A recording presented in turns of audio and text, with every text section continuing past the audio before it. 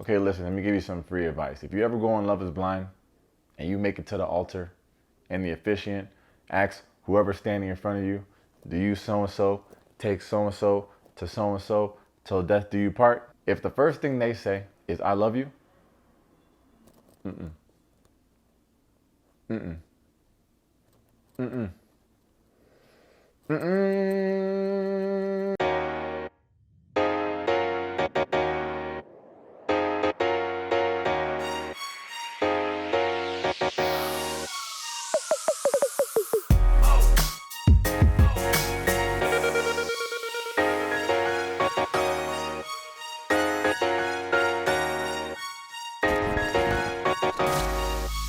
All right, welcome to Taste Take. If you're new here, today we're talking about episodes 10 and 11 of Love is Blind UK. And I'm gonna be talking about them like you've seen them too. If that's something you're into, hit that subscribe button for your boy. For my regular taste takers, let's see if Jasmine's mom still wants to smoke. Boom! Episode 10. This one's called See You at the Altar. We start off in familiar Love is Blind territory with the Bachelor and Bachelorette parties, which apparently in the UK they call stag parties, which I don't know if they only call stag parties for the bachelor parties. Is there a name for bachelorette parties that is different than that? Do y'all have bachelorette parties? Anyone from the UK? A little guidance, please. The guys are on that bar cart pedaling thing, and you could tell Freddy really just likes to be in the house. He's the only one that looks not so happy to be there, poor guy. The girls are partying with their homies, and we got a couple quick combos. Catherine's friends find out that her parents like Freddy. Literally everyone likes Freddy. Jasmine's telling her friends about setting boundaries with her mom. Yeah, good freaking luck. Sabrina's crying about something. I don't know. One of Demi's friends is telling her how happy she is for her, and the other one's like, so am I. I don't know who hurt her, but someone gotta look into that. Anyway, this is where we find out that Demi is not gonna meet Ollie's family until the day of the wedding. We've been asking about that. Back to the guys, after they get off that cart thing, they meet up with the rest of their homies. Mind you, I said this is the Bachelor and Bachelorette party. Out of all these people, who do you think calls to check in? Yes, of course. Jasmine calls Bobby to tell him that they out there with strippers. Men, women, and everybody's getting freaky. Bobby could not care less. I'm honestly surprised Jasmine's mom ain't at the Bachelorette party too looking for a third husband. Over to Ollie, and he tells us he's been thinking about Demi nonstop, and this is the longest that they've been apart. But he still has concerns because the other couples that he knows in his life have so many more years of foundation under their belt. Tom and Freddy are talking to each other and they realize that they're both kind of in the same boat. They like their girls, but not all the way. But Tom makes a good point here. I like this point, Tom. Tom's like, look, I am unsure about going through with this, but I've trusted every other part of this experiment. This is just the next part.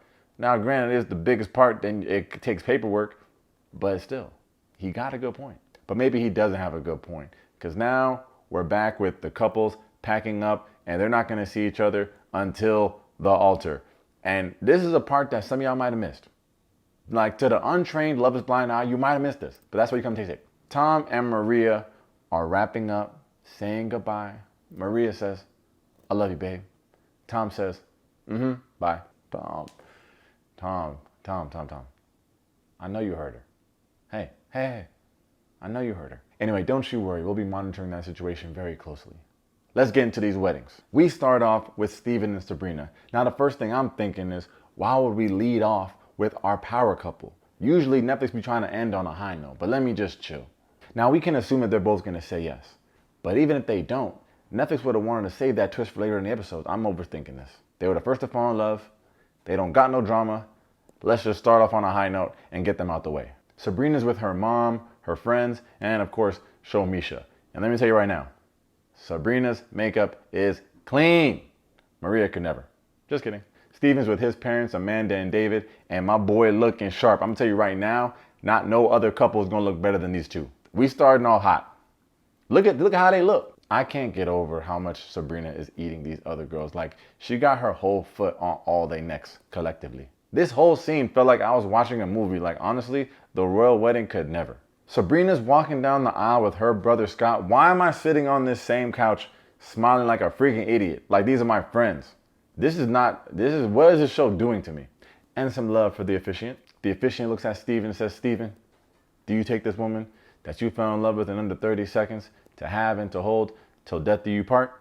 Steven says, I do. You bet your bottom dollar we do. Let's fucking go. Next up, Sabrina. They say, Sabrina, do you take this man who for a second there you thought you was gonna have to curve because of the whole having kids thing, but then after one conversation you realized he was actually chill to have and to hold till death do you part? And if I'm being honest, Netflix ain't shit for this long ass pause that they did have me thinking that she's gonna really say something else besides I do. You damn right she says I do. Let's fucking go.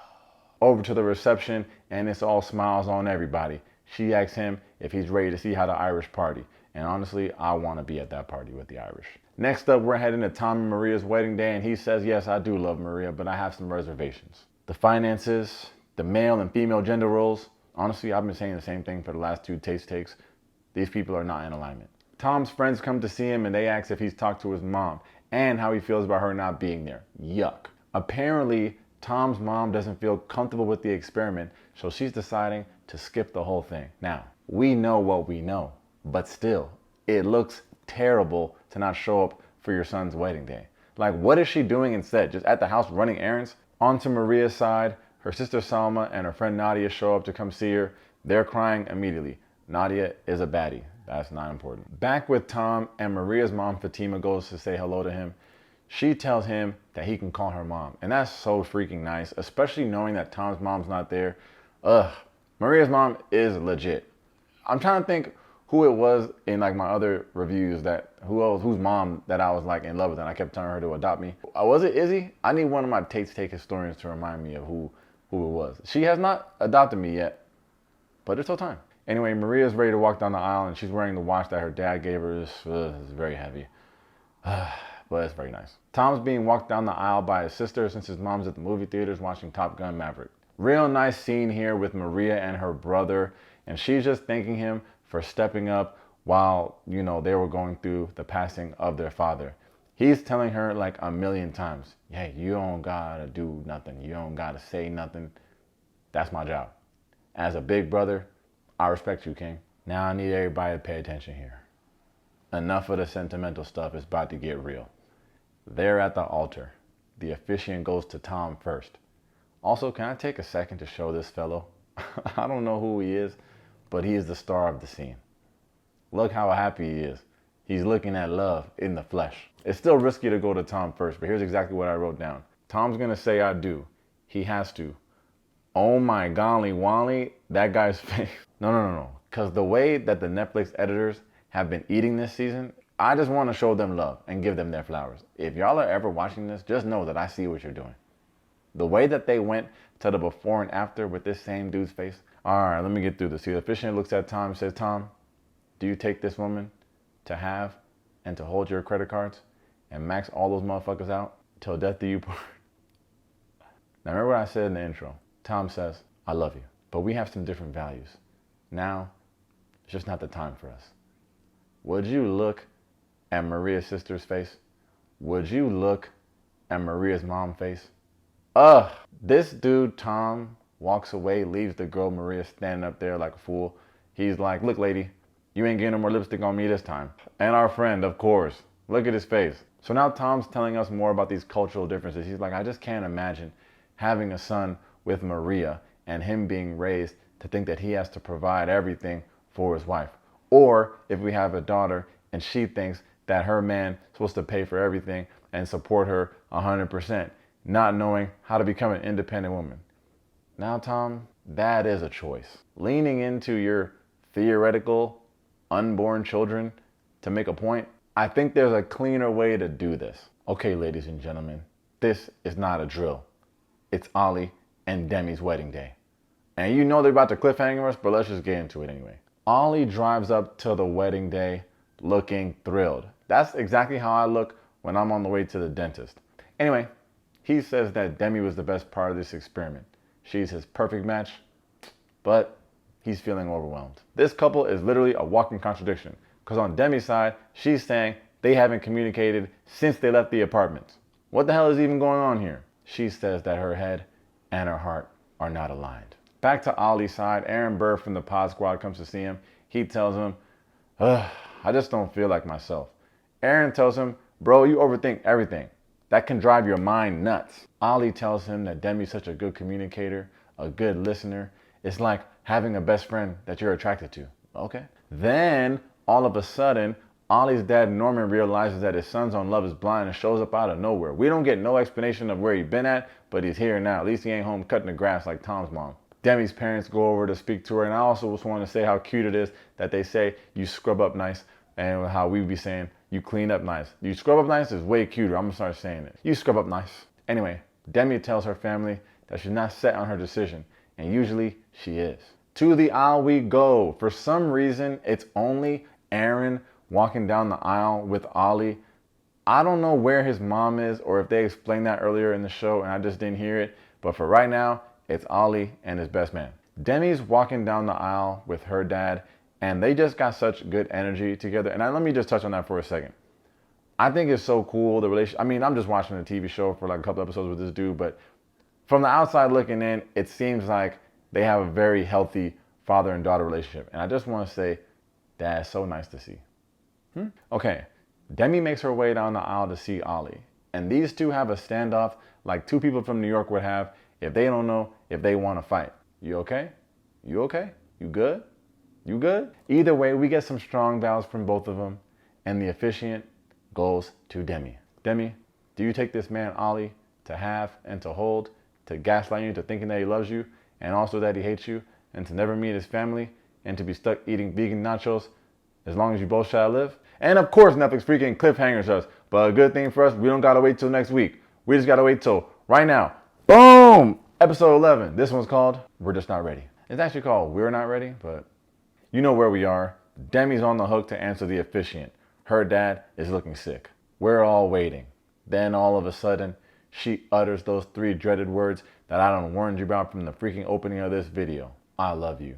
But I do not. What? If I didn't already say it, obviously this is the oh my god. Well, this is one of them. You could literally see the drool coming out of Aaron's mouth.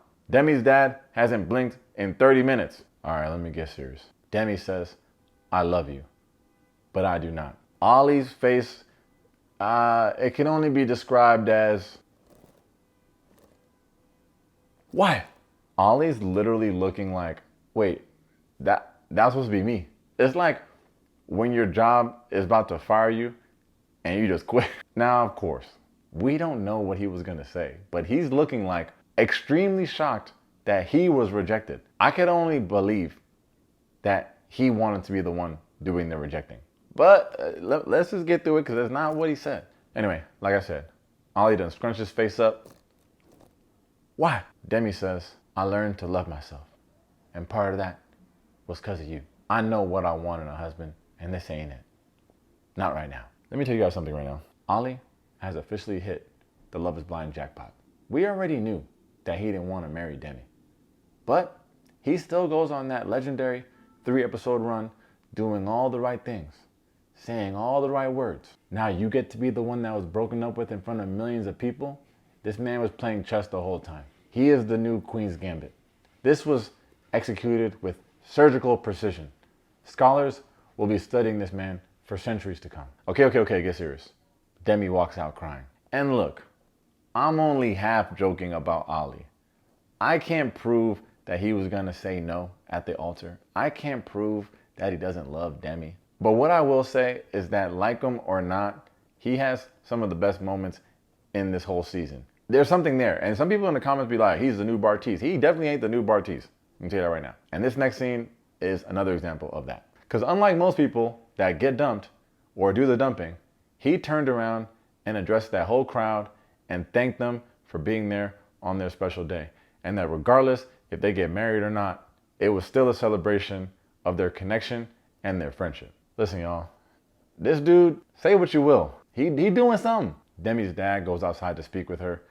He honestly probably just wanted to be inside of a Rolls Royce. What are you talking about? Shut up. It's his daughter. Aaron goes over to check on Ollie. Let me tell you one thing about Aaron. He's gonna get his TV time. This dude is everywhere. He asks Ollie, how you feeling, bruh? Let me answer that for you. It looks like you're feeling sad, but happy. Ollie's like, yeah, how'd you know? So we're all thinking, yeah, we know why he's feeling sad and happy. But out loud, Ollie says, this is better this way, you know? Because what I would want to happen is that we get married and down the line, we have some ugly divorce and there was no way to repair the relationship. With this, we can continue to grow. You ever just be around someone that just say all the right stuff, but you just don't trust it? But you really don't have no reason not to trust it, but you just don't trust it? It should have me so confused. I'm conflicted. Ollie says, this isn't the end of our journey. And I'm gonna tell you right now, it absolutely is. Next up, Jasmine and Bobby, wedding day. We start off with Bobby and his family. He's talking about Danny and Kim. That's his cousin and his wife that he lost and how he's honoring them on his special day. Jasmine's friends come to see her and she tells them, honestly, meeting my mom threw a spanner in the mix. Girl, yes the fuck it did. She goes on to tell them that she thought that her mom was over her skepticism of this whole Bobby thing. Jasmine's mom thinks that Jasmine likes Bobby more than Bobby likes Jasmine. And she also thinks his job is trash. And honestly, this would be a normal conversation if it wasn't your literal wedding day. Back to Bobby's side, and his mom and sister come to visit him. And let me guess, Bobby's mom is a freaking delight. Of course she is. He thanks her for making him the man that he is. Remember, his dad wasn't around, so his mom and his cousins were doing all the heavy lifting. She tells him, go on, son, get some Prosecco in you and go smash it. I love this woman already. Jasmine comes out on her side and forces her friends to tell her she looks good. Jasmine's mom pulls up looking like... If you'd like to hear the rest of that joke, click the link in my bio and sign up for my Patreon. Here, you get access to exclusive content that includes, but is not limited to, disrespectful jokes about people's moms, bonus, oh my golly wallies, and full reviews of Love Island USA. Just kidding, I don't have a Patreon. Over to the aisle, Jasmine walks down with her mom, looking very nice. Bobby's looking like, ugh, you had to walk with her. These two are both saying yes. I wrote that down. Bobby got the whole room crying with his vows. Even her mom is crying, but that's just because he's not a doctor or a lawyer. The officiant goes to Bobby first. Bobby, do you take Jasmine to have and to hold, knowing that her mom thinks you ain't shit and is gonna know every time y'all smash till death do you part? Bobby says, I do. Officiant goes to Jasmine. Jasmine, do you take Bobby to have and to hold, to freestyle rap every apology ever, and to have a terrible dress code as long as you both shall live? We get another long pause. But Jasmine says, I do. And for these two, it's just a good thing that they don't be doing that whole, like, if there's anyone out there who thinks these two shouldn't be married, nah, I'm just kidding. I don't think she would have said anything. But she would have been thinking it. Bobby goes up to that hater and he's like, I'm going to take care of her, I promise. Her mom says they look happy and she couldn't stop crying. She wishes them a long and prosperous marriage. And it's about time you showed up. Okay, for those of you counting at home, we've had 4 weddings so far. 2 couples have said I do.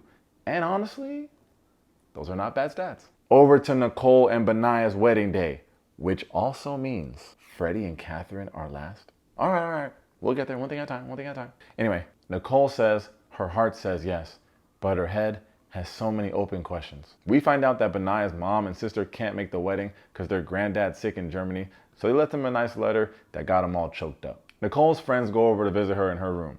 She tells them that Benaya told her that in this kind of circumstance, the risk of the D word is much higher, and that threw her off. Girl, like, honestly, grow up. Like, you met this dude 2 weeks ago. Of course the chance of divorce is gonna be higher. What are you even thinking about? And for Nicole, of all people, to be acting like that, girl, not only were you already divorced, but you had 2 fiancés in the last 30 days. That ain't crazy to you? Anyway, then a couple of Benaya's disciples pull up to see him, and one of them makes a joke about him being homeless, just like I do. I like these guys already. And my boy is looking sharp. That man bun is ready to go. Nicole is also looking very nice. Go ahead and get your man, boo. Nicole's mom and sister pull up to see her. We find out that her dad couldn't make the wedding because he's in the studio with Stevie Wonder. No, I'm just kidding. But he had to work. This gotta be the most family couldn't make a season in Love is Blind history. What kind of work are you doing to be missing your daughter's wedding? Even if you're doing brain surgery, get somebody else to do it. I'm telling you right now, if anyone important in my family tells me they can't make my wedding because they gotta work, I'm calling their boss with an anonymous tip that they be taking naps when they work from home. I'm gonna free that schedule all the way up. Anyway, we get to the altar. Benaya's over there looking at the Bible like, yeah, that's my favorite book. Yeah, the Jesus jokes, they're about done.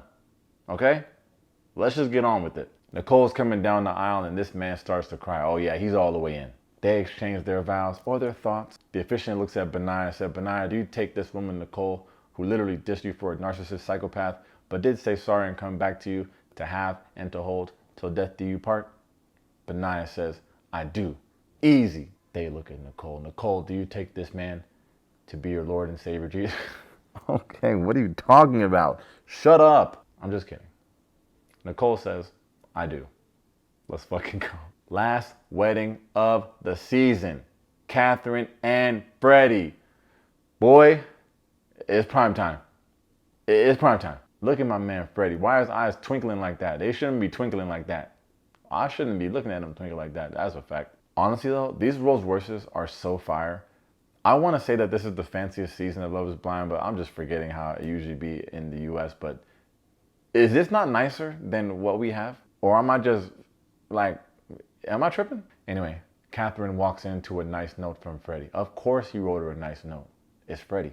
This is the kind of shit Freddy does. And he got her a gift. Remember those nice earrings? And if she says no at the altar, just know they're going to his sister. Just kidding. And honestly, what a journey we've been on with this woman. The flashback of their relationship reminded me that she used to be cool. And since we're here, I have to apologize for last week's Taste Take. I totally skipped over the fact that Catherine tried to tell us that the reason why she's so slumpy and frumpy, grumpy and lumpy, is because she's adopted. Girl, you was adopted when you was 11 months old. You ain't know the streets without your adopted parents. And you want me to believe at the age of 29 that you're all snippy and snappy because you was adopted? Do you know how cheap and lazy that is? I don't know why I didn't talk about this last week, but it's so cheap. It's just, imagine someone told you that, you know why I was probably being a dick to you. I was adopted. It's like the same thing as Jasmine saying, oh, my mom says mean shit, but she just like that. That don't help nothing. Like, oh, the way I act, why I treated you that way is because I was adopted. What?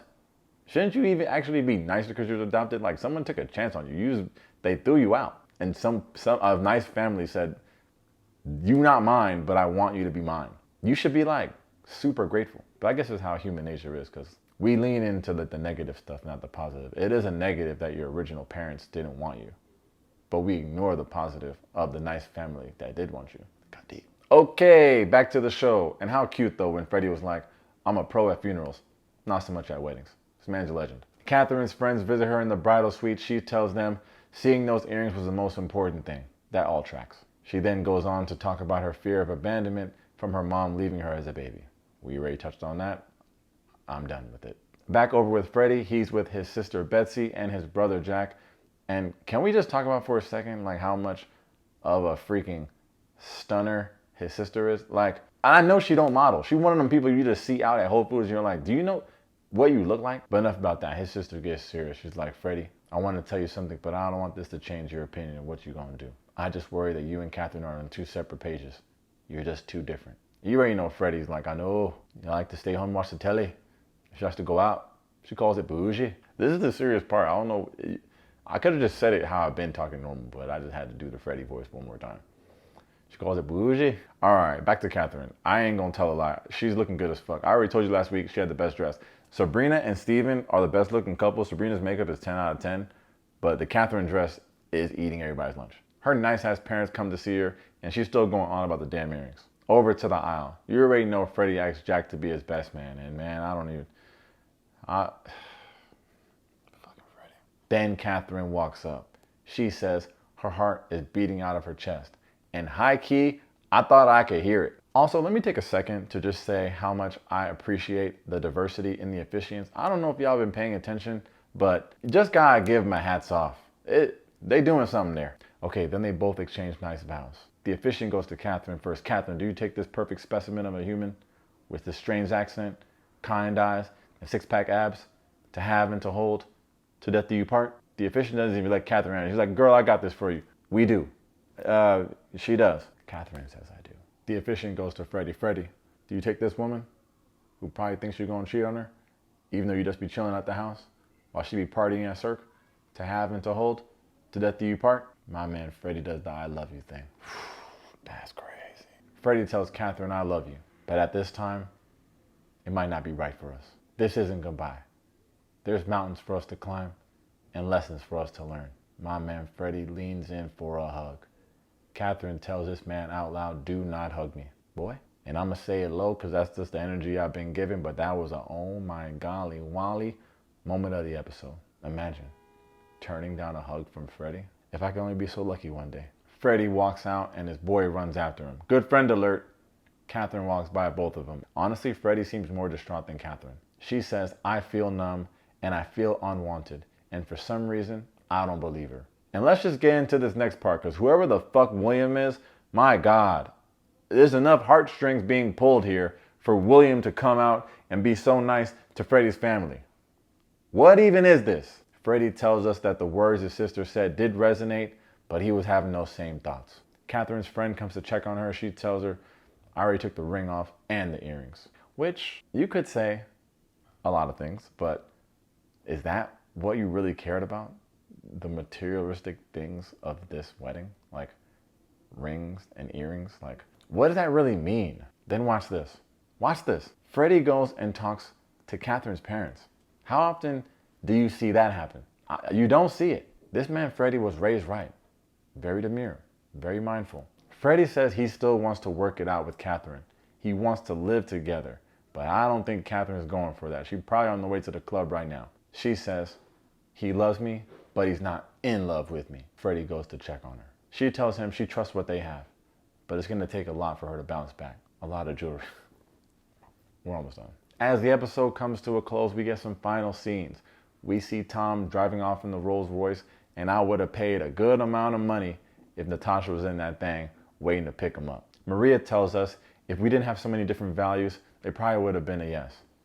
Thank you, Maria. And if France scored more points than Team USA in basketball, they would have themselves a gold medal. Ollie and Demi both think they can have a future together. And Freddy says he hopes one day they could both say I do. 3 I do couples. 3 I don'ts couples. That's pretty good stats if you ask me. Honestly, if you took 30 people and just let them date regular for a year, you'd be lucky if you had 3 marriages. I say it all the time. This show is a wild experiment. But at the end of the day, 3 people, well, 3 couples found husbands and wives. Like, isn't that crazy? Like, I say it all the time. This show is wild and love is not blind. Love has great vision. Love can read the bottom line on the eye chart. But if I'm Netflix, I could say, look, we had this crazy idea and this season alone, 6 people now can say they have a life partner. Like, that is not to be taken lightly. So for them, this experiment was well worth it. And we'll see what's cracking at the reunion. Boom! And that's episodes 10 and 11. Sheesh. I think that the reunion is being aired on August 25th. I don't know if it's live. I don't think they're doing that anymore, but I'll be covering it. But maybe I'll go live talking about the reunion. Is that something that you guys would watch? Oh, let me do my ending thing. As always, thanks for checking out Taste Take. If you enjoyed the video, make sure to hit that like and that subscribe button. In the comments, how did you guys do in your predictions? I need y'all to tell me what you think about Ollie and Demi. That's the most head-scratching one of all of them. Damn. Because if they went to Ollie first, what would he have said? He would have said no, right? Damn. Thanks for the time, y'all. Peace. Hey. Love is Blind UK came through with a vengeance. I'm not going to hold you. I had a feeling it would be good, but it was just as good as any of the best seasons of Love is Blind. Not too much spice, but enough to keep me interested. And the relationships, like, I can see Sabrina and Steven lasting, like, for real, for real. Bobby and Jasmine, long enough. Nicole and Benaya, also, yeah, fine. Like, the 3 that stuck together, like, I could really believe in them. Bobby and Jasmine the least, because she's just, like, a psychopath, I think. But, I mean, she literally works in therapy, so, like, she could probably just, like, fix their shit, hopefully. I guess I'll see you guys at the reunion. Mickey Mouse!